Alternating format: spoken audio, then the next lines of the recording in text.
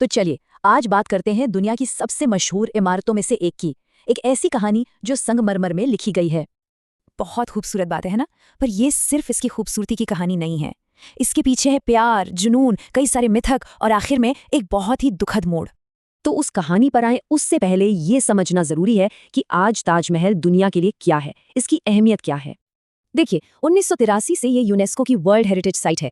इसे भारत में इस्लामी कला का नगीना कहा जाता है। मतलब ये सिर्फ एक इमारत नहीं, ये भारत की पहचान है जो हर साल लाखों करोड़ों लोगों को अपनी तरफ खींचती है।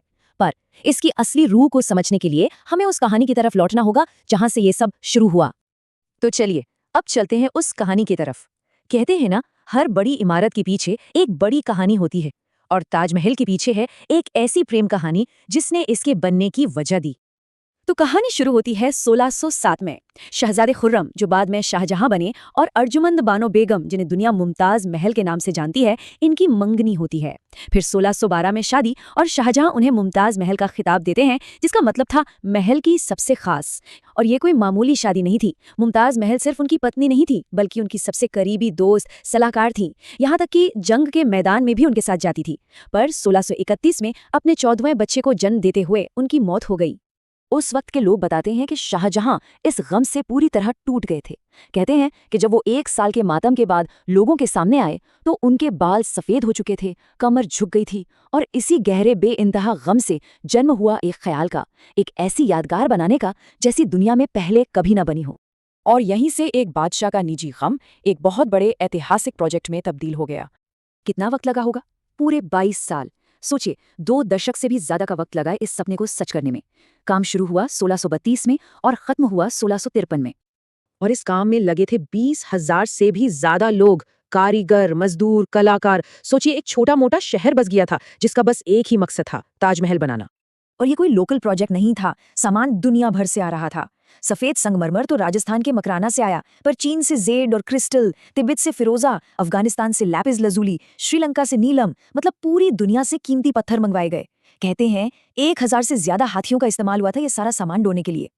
लेकिन ये इमारत सिर्फ खूबसूरत ही नहीं है, इसे बनाने वालों की सोच भी कमाल की थी। एक बहुत ही चालाकी से भरी इंजीनियरिंग की मिसाल देखिए। जो चारों मीनारें हैं ना, वो एकदम सीधी नहीं है, उन्हें जानबूझकर हल्का सा बाहर की तरफ झुकाया गया है। क्यों? ताकि अगर कभी कोई जोर का भूकंप आए तो ये मीनारें बाहर की तरफ गिरे, मुख्य मकबरे पर नहीं। मतलब मकबरा हमेशा महफूज रहे। और जरा पास से देखिए इन दीवारों को। इन पर जो फूलों की नक्काशी है वो पेंट नहीं है, ये पिएट्रा ड्यूरा नाम की एक कमाल की टेक्निक है। इसमें संगमरमर को तराश कर उसमें छोटे छोटे कीमती पत्थर जड़े जाते थे, और इतने सफाई से कि पत्थरों के बीच का जोड़ भी नजर नहीं आता। करीब 28 तरह के कीमती पत्थर इस्तेमाल हुए थे। अब जब कोई चीज इतनी मशहूर हो जाती है तो उसके साथ किस्से, कहानियां और विवाद भी जुड़ जाते हैं। तो चलिए जरा सच और अफवाहों को अलग अलग करके देखते हैं। 2 किस्से बहुत मशहूर हैं। पहला कि शाहजहां ने 20,000 मजदूरों के हाथ कटवा दिए थे ताकि ऐसी कोई दूसरी इमारत न बन सके। सुनने में बहुत डरावना लगता है, पर इसका कोई भी ऐतिहासिक सबूत नहीं मिलता। बल्कि इनमें से कई कारीगरों ने बाद में दिल्ली यानी शाहजहानाबाद को बनाने में भी काम किया। दूसरा किस्सा है काले ताजमहल का, कि शाहजहां नदी के उस पार अपने लिए एक काला ताजमहल बनाना चाहते थे।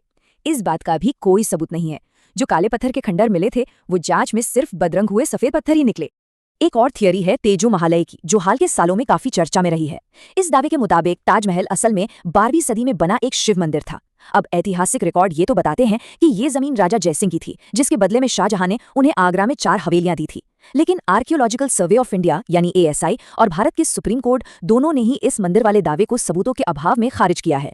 और वो जो 22 बंद कमरों की बात होती है, ASI ने यह साफ किया है कि वो कोई कमरे नहीं बल्कि एक लंबा मेहराबदार गलियारा है। और इन अफवाहों को खत्म करने के लिए उन्होंने अंदर चल रहे मरम्मत के काम की तस्वीरें भी जारी की थी।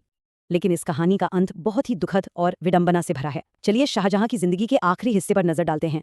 हुआ ये कि 1658 में शाहजहां को उसी के बेटे औरंगजेब ने गद्दी से हटाकर कैद कर लिया।